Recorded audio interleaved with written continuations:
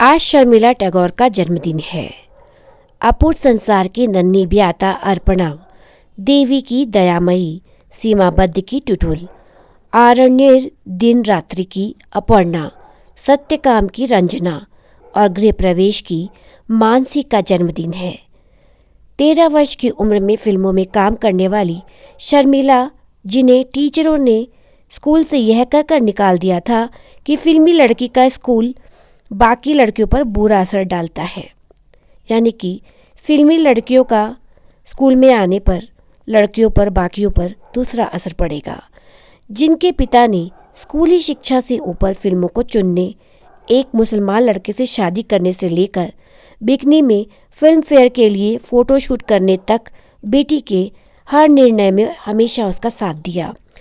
हालांकि शादी के पक्ष में वो नहीं थे, लेकिन इसलिए नहीं कि लड़का मुसलमान था, इसलिए क्योंकि उन्हें लगता था कि शादी लड़कियों के लिए जेल है। शादी उसकी आज़ादी और उसका स्वाभिमान छीन लेगी, लेकिन ऐसा नहीं हुआ। अपने करियर की सबसे खूबसूरत, यादगार और बोल्ड फिल्में भी शर्मिला टैगोर ने की थी, शादी के बाद भी की। रविन्द्रनाथ टैगोर के जुड़े कुलीन खानदानों में जन्म शर्मिला टैगोर का हुआ था 8 दिसंबर 1944 को उत्तर प्रदेश के कानपुर में, जो आज़ादी से पहले यूनाइटेड प्रोविंस का हिस्सा हुआ करता था। पिता गितेंद्रनाथ टैगोर ब्रिटिश इंडिया कॉरपोरेशन में जनरल मैनेजर थे और मां ईरा टैगोर हाउसवाइफ थीं, जो एक असमिया परिवार से आई थीं। टैगोर के पिता बंगाल के कुलीन हिंदू टैगोर परिवार से ताल्लुक रखते थे। नोबेल विजेता रविन्द्रनाथ टैगोर उनके दूर के रिश्तेदार थे। गितेंद्रनाथ असल में प्रसिद्ध चित्रकार गगनेंद्रनाथ टैगोर के पोते थे, जिनके पिता गुणेंद्रनाथ टैगोर रविंद्र बाबू के पहले चचेरे भाई थे। शर्मिला की मां भी टैगोर परिवार से ताल्लुक रखती थीं। शर्मिला टैगोर की मां की भी रविन्द्रनाथ टैगोर के परिवार से रिश्तेदारी थी। ईरा टैगोर की नानी लतिका बरुआ रविन्द्रनाथ टैगोर के भाई द्विजेंद्रनाथ टैगोर की पोती थी। शर्मिला के नाना एक असमिया कुलीन बरुआ परिवार से थे, जो गुवाहाटी के अर्ल लॉ कॉलेज के पहले प्रिंसिपल बने। ये कॉलेज अब गुवाहाटी में गवर्नमेंट लॉ कॉलेज के नाम से जाना जाता है। हिंदी सिनेमा की शुरुआत अभिनेताओं में से एक देविका रानी भी शर्मिला की दूर की रिश्तेदार थी। काबुली वाली की नन्ही मिनी शर्मिला की बहन थी। शर्मिला 3 बहनों में सबसे बड़ी थी। उनकी 2 छोटी बहनें थीं, ओइंद्रिला कुंडा और रोमिला सेन। टैगोर परिवार से फिल्मों में काम करने वाली ओइंद्रिला पहली शख्स थी, जिसने भी रविन्द्रनाथ टैगोर की कहानी पर 1957 में बनी तपन सिन्हा की बंगाली फिल्म काबुली वाला देखी है। उन्हें वो नन्ही बच्ची मिनी जरूर याद होगी, जिसकी काबुली वाले से दोस्ती हो जाती है।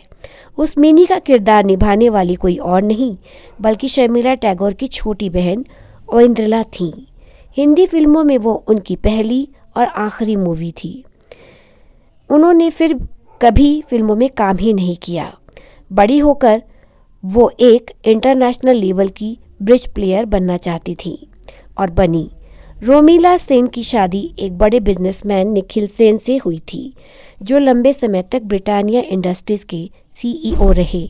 शुरुआती शिक्षा और सत्यजीत रे के साथ पहली फिल्म शर्मिला की शुरुआती शिक्षा सेंट जॉन डायोकेसन गर्ल्स स्कूल में और फिर आसनसोल के लॉरेटो कॉन्वेंट में हुई। जब वो सिर्फ 13 साल की थीं और अभी स्कूल में पढ़ रही थी, जब उन्होंने फिल्मों में काम करना शुरू किया। उन्होंने अपनी पहली ही फिल्म इस सदी के भारतीय उपमहाद्वीप के महान फिल्मकार सत्यजीत रे के साथ की थी। अपूर्व ट्रायोलॉजी की तीसरी फिल्म अपूर्व संसार की नन्ही अभागी दुल्हन और कोई नहीं बल्कि 13 वर्ष की शर्मिला टैगोर थी। उस फिल्म में उनके काम को बहुत सराहना मिली और उन्हें और फिल्मों में काम मिलने लगा। अगली फिल्म सत्यजीत राय की ही बनाई सती थी। पहली हिंदी फिल्म से पहले शर्मिला ने 6 बंगाली फिल्मों में काम किया था। जब शर्मिला के पिता के पास आई स्कूल से शिकायत कि वो अभी छोटी ही थी और स्कूल में भी पढ़ रही थी, लेकिन ज़्यादातर समय फिल्मों की शूटिंग में व्यस्त रहने के कारण वह स्कूल कम ही जा पाती थीं। साथ ही स्कूल को यह भी लगने लगा कि फिल्मी माहौल से आने के कारण शर्मिला की वजह से बाकी लड़कियों का ध्यान पढ़ाई से हट रहा है। उनकी वजह से स्कूल का माहौल खराब हो रहा है। स्कूल वालों ने शर्मिला के पिता से कहा कि वह अपनी बेटी को स्कूल न भेजे। पिता की सलाह तुम्हारा भविष्य फिल्मों में है, ऐसा शर्मिला के पिता मानते थे। शर्मिला के पास दो रास्ते थे, या तो वो फिल्में छोड़कर अपनी पढ़ाई पूरी करे या फिर स्कूल छोड़ दे। पिता ने सलाह दी कि तुम्हारा भविष्य और तुम्हारा करियर फिल्मों में है, पढ़ाई तो तुम घर से भी कर सकती हो। शर्मिला ने फिर कभी पीछे मुड़कर नहीं देखा और आगे चलकर वह न सिर्फ हिंदी सिनेमा की सबसे सफल बल्कि सबसे क्रांतिकारी अभिनेत्रियों में शुमार हुई। बिकनी वाली लड़की शर्मिला का पूरा जीवन लीक और परंपरा से हटकर अपनी शर्तों पर जीने की कहानी बन गया। शर्मिला पहली हिंदी सिनेमा की अभिनेत्री थी जो रुपहले पर्दे पर बिकनी में नजर आई थी। 1967 में बनी film an evening in Paris में। 1966 में फिल्मफेयर मैगजीन के कवर पर उनकी एक फोटो छपी जिसमें वो एक काले सफेद रंग की 2 पीस बिकनी में दिखाई दी थी। जब शर्मिला ने की शक्ति सामंत से बिकनी वाले पोस्ट को हटाने की गुजारिश 1967 में an evening in Paris release हुई। पूरी शहर में बड़े बड़े होर्डिंग्स लगे थे जिसमें उनकी बिकनी वाली तस्वीर थी। उसी समय नवाब मंसूर अली खान पटौदी की मां मुंबई आई हुई थी। 1 साल पहले दिल्ली के जिमखाना क्लब में शर्मिला की पटौदी से मुलाकात हुई थी। शर्मिला क्रिकेट के मैदान में उस वक्त अपना जलवा बिखेर रहे इस नौजवान के प्रति अपने अदम्य आकर्षण को छिपा नहीं पाई। पटौदी को भी पहली ही मुलाकात में शर्मिला से इश्क हो गया। पटौदी की मां मुंबई यात्रा के दौरान उस लड़की से मिलना चाहती थी जिन्हें उनका बेटा उन दिनों डेट कर रहा था। यूं तो शर्मिला बहुत आज़ाद ख्याल और बहुत आधुनिक विचारों वाले परिवार से ताल्लुक़ रखती थी। वो फिल्मों में अपने पिता के कारण ही थी। अपने समय से आगे के आधुनिक फैसलों को लेकर उन्हें घर में किसी तरह के विरोध का सामना नहीं करना पड़ा था, लेकिन उन्हें डर था कि पटौदी का खानदान नवाबी होने के साथ थोड़ा पिछड़े रूढ़िवादी ख्यालों का भी है। ऐसे में अगर उनकी मां ने होने वाली बहू को इस कपड़ों में पूरे बैनर में देखा तो उन पर क्या बीतेगी। उन्होंने शक्ति सामंत से गुजारिश की कि कुछ दिनों के लिए बैनर हटवा लीजिए। शक्ति सामंत भी बिना कोई सवाल किए उनकी बात समझ गए और सारे बैनर हटवा दिए। शर्मिला टैगोर का फिल्मी करियर हिंदी फिल्मों में उनके करियर की शुरुआत हुई थी 1964 में बनी फिल्म कश्मीर की कली से। डायरेक्टर थे शक्ति सामंत। पहली फिल्म उनकी सुपर हिट रही। फिर उन्होंने यश चोपड़ा के साथ फिल्म वक्त में काम किया और वह भी सुपर हिट रही।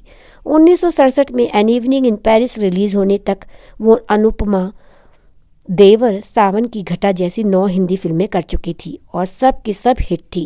तभी उन्होंने अचानक नवाब पटौदी से शादी कर ली। इस शादी के लिए उन्होंने इस्लाम धर्म को स्वीकार किया और अपना नाम रखा आयशा सुल्ताना।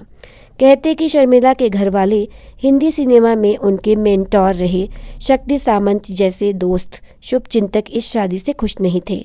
नाखुश होने की वजह सिर्फ एक थी, एक रूढ़िवादी नवाबी खानदान में ब्याह के बाद शर्मिला का करियर खत्म हो जाएगा। यही फिक्र उनके पिता को भी थी, लेकिन इतिहास गवाह है कि ऐसा नहीं हुआ। शादी के बाद शर्मिला ने तकरीबन 80 से ज़्यादा फिल्मों में काम किया।